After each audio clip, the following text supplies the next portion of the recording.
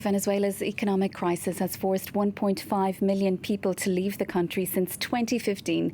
Securing an appointment to obtain or renew a passport can take months, so entire families are now turning to illegal immigration routes. Many make their way to neighbouring Colombia.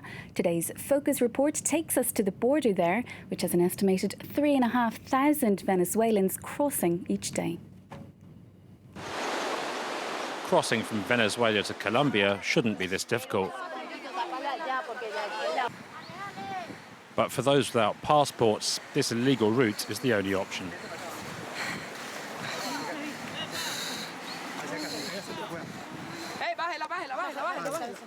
Speed is essential. Military and police regularly patrol the border.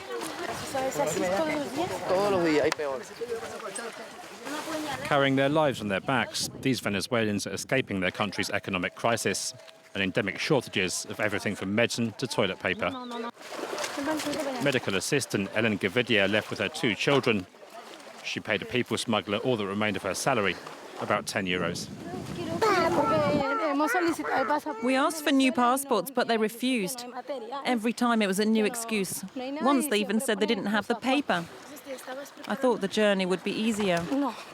But now we're on it, we'll see it through. At the other end of this field, relief.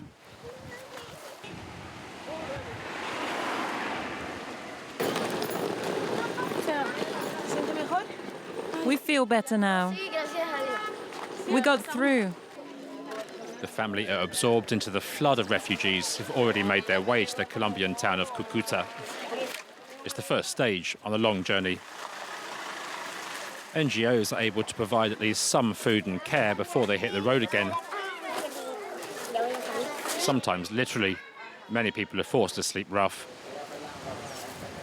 However, Wendy, Ellen's niece, has been here for several months. She's found a room in a block of flats that's let out to refugees. Cúcuta has over 100 of them. Dylan, bring your case, come on. For the children, it's time for a rest before heading south again. Ellen wants to join her husband, who's already in Peru. I've been in Peru for 4 months, and I'm working hard. Thanks to that, I've been putting money aside, and I've made a transfer so my wife, my niece, and my kids can pay for the bus and get over here with me. Others aren't so lucky. They have to cross the eastern Andes on foot. Millán Diaz and her family have been walking for 3 days. Back home, she was an assistant in Venezuela's public administration. However, she hadn't been paid in 3 months. And with the last evaluation, her salary amounted to less than €1. The crisis has been going on for way too long. We left for the kids. They cannot wait any longer. My oldest son fainted because of malnutrition. And my daughter? It's been 6 months, no, 8 months, since she's eaten any meat. For Millán's nephew, Manuel, it's been a tough journey. Crossing the river, I lost my shoes and I got cut. But you do anything to help your family. It's for a better future.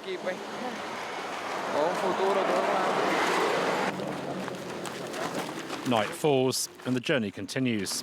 Millán and her nephews are determined to fight the fatigue. They said once we get to Ecuador, there'll be buses to get us to Peru. And we're counting on that. We believe in it. The youngest among the refugees have already been taken on by car.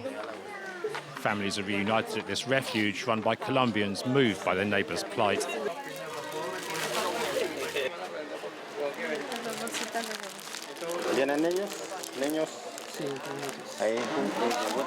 They're going to need plenty of energy.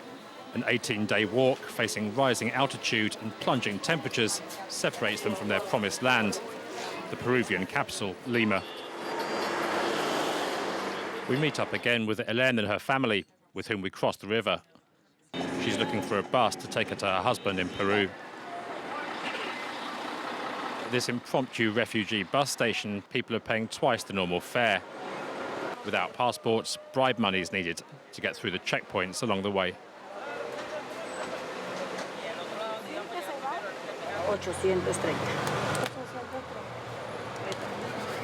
I'm tired, nervous and frightened, but I have to keep going. We've only just started our journey. A journey she hopes will eventually lead to a better life.